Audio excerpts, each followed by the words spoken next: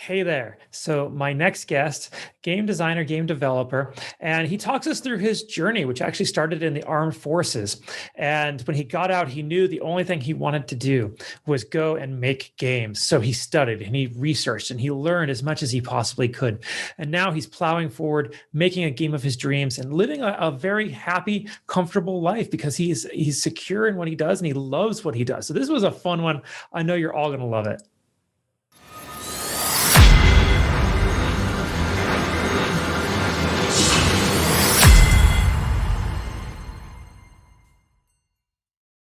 Hey there, everybody. Welcome back to the Gamerpreneur podcast. I'm your host, Dr. Bradford Carlton. Today, I have a very special guest with us. I have Micah Lavigne. Hey there, Micah. How's it going? Hi, how you doing? It is a beautiful sunny day in Las Vegas. How about yourself? Oh, it's a hot, steamy day here in San Antonio. Just rained last night. That's probably good, though, right? Need the rain? Oh, yes. Well, we need rain, but now I have to mow my yard next weekend. Okay, so Micah, I don't usually do a lot of small talk. I like getting just straight into it. That way we can start talking about you. So why don't we begin just by telling us a little bit about yourself, please? Well, I'm the CEO and creative lead at Cyclo Dragon Studios. Before that, I was a 13 Delta, which is a field artillery tactical data systems analyst for the U.S. Army. And Thank you for they your kind of, service. they kind of do let's similar to a game designer. They plan all the simulations for targeting and make sure it's safe to fire, so they don't shoot accidentally at school, thousands upon thousands of meters away. Okay, very cool. Now, that gives us a lot to talk about. Before we do that, though, I start every interview with a single question. So I'm going to ask you, just like I ask everybody else, on a scale of 1 to 10, 10 being high, how weird are you? Well, most of my friends and family will tell you it's over 9,000. But I guess honestly, if I was talking about myself, I'd probably say about an 8 or a 9. I'm not gonna say like I'm like the weirdest guy you ever met, but I'm very open-minded to discuss things with anybody and anything, even if I don't like it in particular.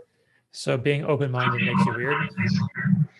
It depends. I don't see things the way most people do. Let's just put it that way. So I'm willing to talk about, like for example, people found it weird, like being with the VA. I have a PTSD and TBI, and people found it odd that I'm very open about what I saw over there compared to most people who have experienced what I experienced. And I even mention that even now, just because I want people to realize, just like with gamers having stigma, people with PTSD have a stigma, and I believe that the more open I am about it, the more people can understand. Okay, wonderful. Thank you for sharing that. Now, Micah, this is the Gamerpreneur podcast, so I do need Mhm. your gaming cred. When did you first start playing video games? I started playing video games. Oh, I want to say close to when I was in first grade. Um, I came home from school. I was bullied because I'm not really sociable as a child, and like I said, I was weird. So being different, kids would laugh at you, make fun of you, and I didn't want to go to school no more. So my mom bought me the old Game Boy Brick and Link's Awakening, and in it there's this little flyer that says "I'm a conqueror," and she says the more you conquer your differences and problems at school, the more games I will buy. So you could say my mom was one of those rare people that was very supportive of me being a gamer, and that's how I conquered like my antisocial skills, my quirks, and difficulty with certain interactions. Very cool. Okay. And what do you play today, if anything? Well, I still play Legend of Zelda. I mean, I'm left-handed, so I still have that player character relationship with Link. I also play Skyrim. I used to play World of Warcraft, not anymore. I mostly like games with a good story. Okay. And if you had to choose one game, it's your all-time favorite, which one would it be? I think it's no surprise, but Legend of Zelda. I love the entire storyline. Well, which one? All of them. I can't choose, but if I had to choose one, probably the game that made me cry. The first one being Final Fantasy VII. So this would be Twilight Princess. Okay. Okay. Let's hop over to the preneur part. So you are working on your own game and you were in the army, or the armed forces. I don't think you said army, but Army, yeah. okay, army. But why don't you go ahead and give us a little bit more background on your professional history and how did you end up exactly where you're at today? Well, like I said, I'm a 13 Delta. I don't want to say the whole thing because it's a mouthful. I can't really, because of the security clearance of the job, I can't really explain too much on it other than it's similar to a game designer. But I was in Iraq, and we were at that time we were dealing with the Iraqi army. The Iraqi army was our allies now, and I was just a young PFC, a form of a private. And I saw what was funny was I saw a sergeant in the Iraqi army and a sergeant in the American army sitting down and playing Call of Duty Modern Warfare. And it struck out to me odd because I was like, years, just maybe 2 years ago or something like that, these two have been trying to kill each other. And here they're sitting down, playing a game, sharing a culture, and it stuck with me. So when I got medically retired back in 2015, I was getting shut out of a lot of jobs that my career could transfer from.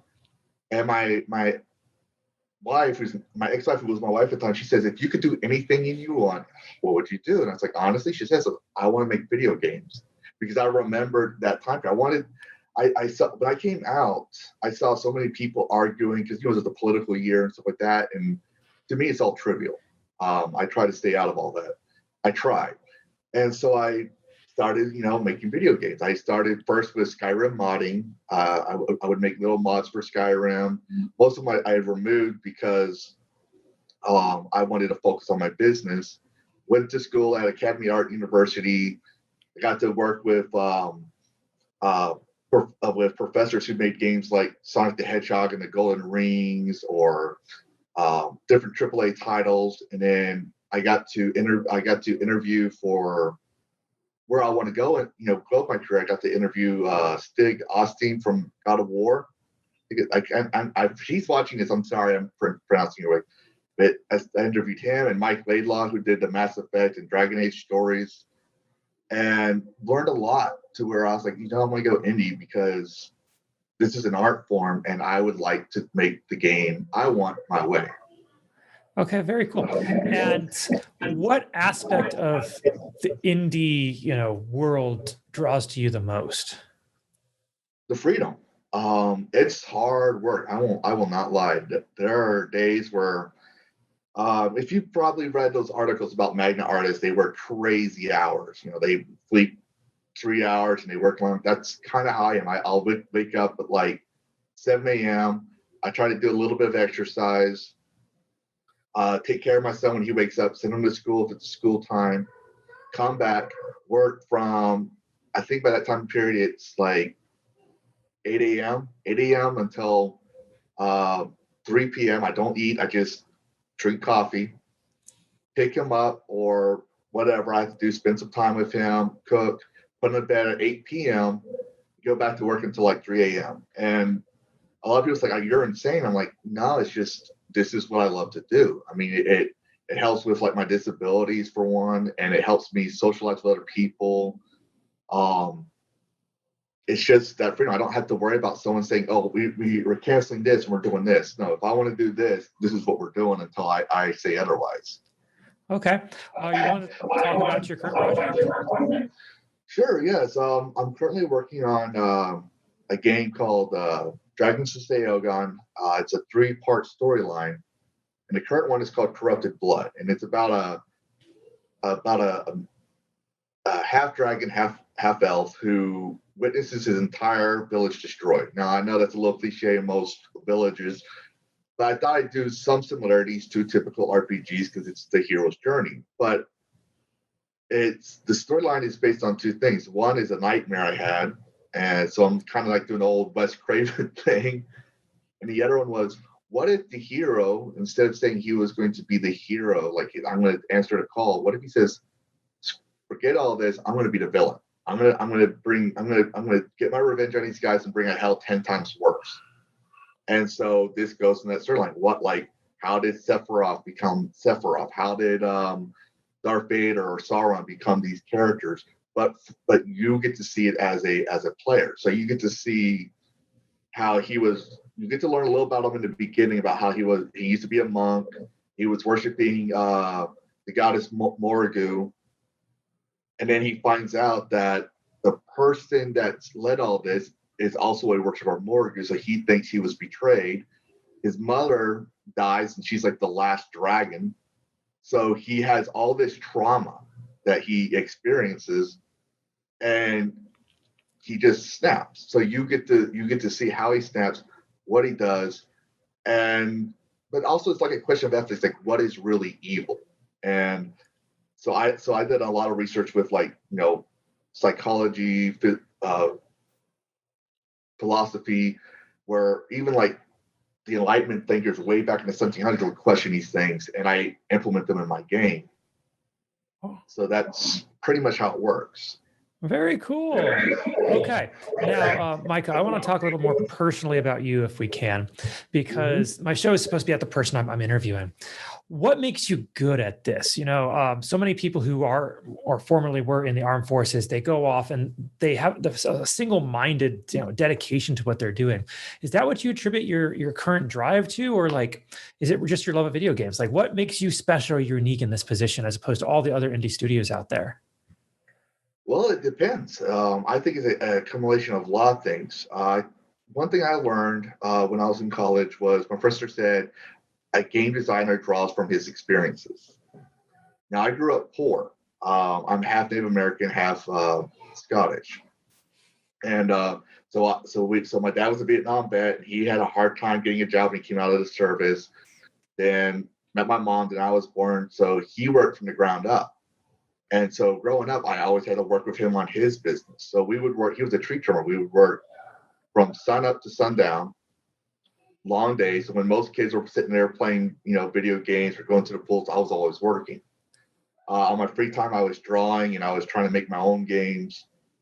And then when I came into the military, I learned a lot more, like how to organize, how to plan, how to set up meetings, how to brief people, how to do, different little things. So all those little experiences I've learned from both war to admin day stuff to running my own business from my dad, all that came from my past. And so that was my passion. I was able to do what I do now. But I don't think I would be here today if I was not medically retired. It's a very costly business. And even though I outsource a lot of my work so I can focus on other parts, I do have to budget some of my own income to fund my company. Otherwise, we would not, like, people don't realize most indie studios die within 1 year if they don't plan accordingly. Mm-hmm. Okay. What would you say is the most difficult part of running an indie studio? Most difficult part, well, from the artist side, is letting someone else do my work. I don't like. I'm not a control freak, but I don't want my vision misinterpreted. So I have a good friend. She has her own studios, but she's going for rebranding. So she asked me not to mention her studio name right now, because then people, if they look for it, they're going to be like, "Oh no, I can't find it. Mike is lying to me," and all that stuff. But she's a Muslim in India, and she worked with me for the past 2 years, helped me draw the characters, and now she's also kind of like my business partner, where she helps me work with other studios in Indonesia and let them say, "Hey, it's his baby, but he's trying to let y'all have the artistic freedom. He's just afraid y'all might twist it." When it comes to the administration side, it's more of realizing how much I got to pay for stuff, negotiating contracts, NDAs. One time I was working on a collab and I didn't get paid, and I had to deal with lawyers.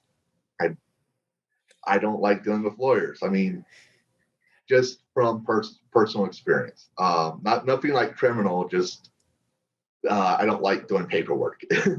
And then on the computer side, it's thinking you have everything done. You've got you check the block, and then you go do your next part. Like say, I got the character movement done. I got the flying done. Okay, now I'm going to start adding in um, the character attributes and leveling system. And then all of a sudden you get this compiler error, and you're like, well, where's this coming from? And then you realize you got to go all the way back.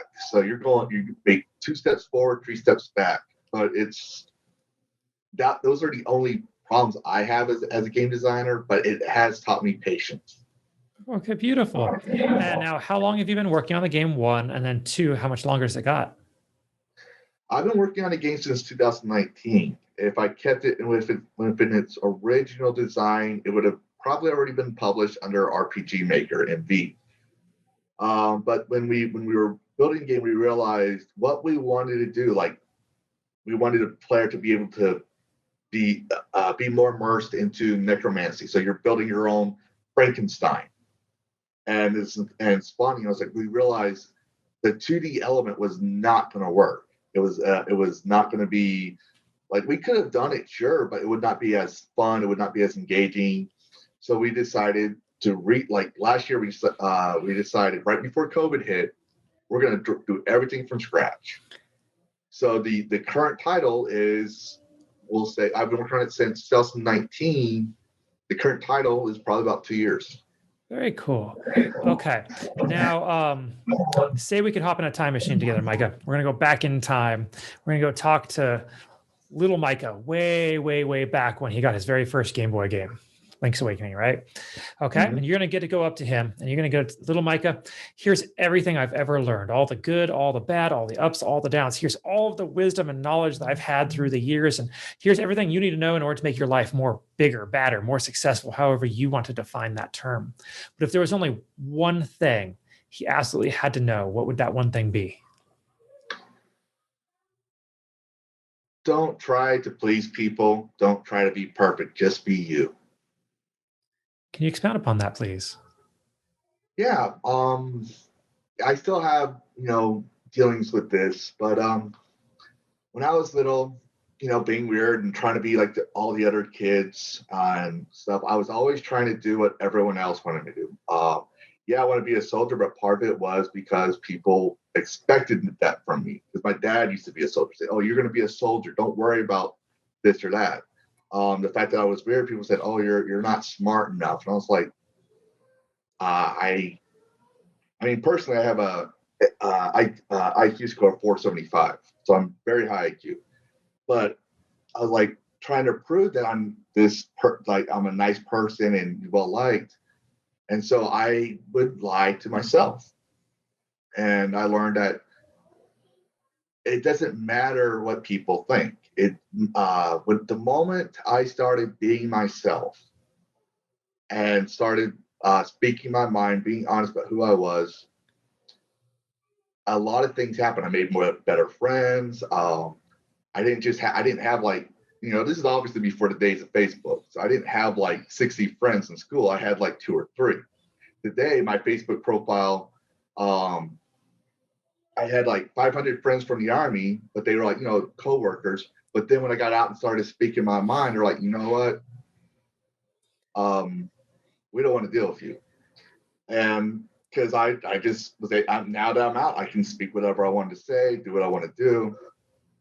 And the ones that I have now are 61 friends and counting. I mean, I had 50 last year, but because I'm honest about myself, I'm free to be who I want, to where I just do my own thing. And I think that if I learned that when I was 5 or even 6, my world would have changed drastically. Wonderful. Okay, now a little more personal, even further, Micah. See, I actually believe that we learn the most in our life from our failures, not necessarily our successes. Because when you succeed the first time you try something, you may not know what happened. It may have just been luck. Who knows, right? But if you fail, you got to take a look at it. You got to be able to figure out what went wrong, iterate on it until you get to the point that you succeed in the future. So I'd like to ask you, what do you consider your biggest failure in life, and what did you learn from it?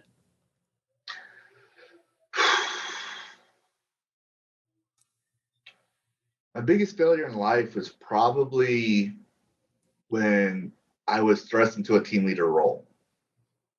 Um, I had a friend, and I thought I learned this lesson before because it's very similar. But I had a friend, and he was one of my, like, when I became a leader, I had to be the leader, and he had to be the soldier. And I did not realize he was going through a lot of trouble. And he, well, you get the idea. I don't want to. I'll let your imagination run where I'm going with that one because I don't want to break down. I mean, this was back when I was in my mid-20s. But what I learned from it was to be more perceptive. I try to, when I noticed something, I was like, I'm not the best mediator in the world. I'm not the best person when you want to say that you're going through problems. But I try to be understanding. I try to show more empathy than I used to. And that has helped me in a lot of ways where people will come, like my neighbors will come to my house and they say, you're like, I want to vent. And I'm like, my house is Switzerland. I say, I'm not going to do it because I'm in a homeowners association area. So I'm like, I don't want to hear about the politics, but if you want to talk, let's talk. And from that, I was able to make better friends. I'm able to make better business contacts for the empathy. So I tell myself, yeah, what happens stinks. And I hold that guilt with me, but I've learned so much more to where it doesn't happen again. Okay. Well, thank you for sharing that. On the flip side, Micah, what is something that you're working to improve on yourself today? What I'm working on to improve on myself today is trying to be a better dad. I'm like I said, I'm a single dad. It's just me and my son, and trying to be a better person overall. I don't think anyone is a better person than the person they are tomorrow.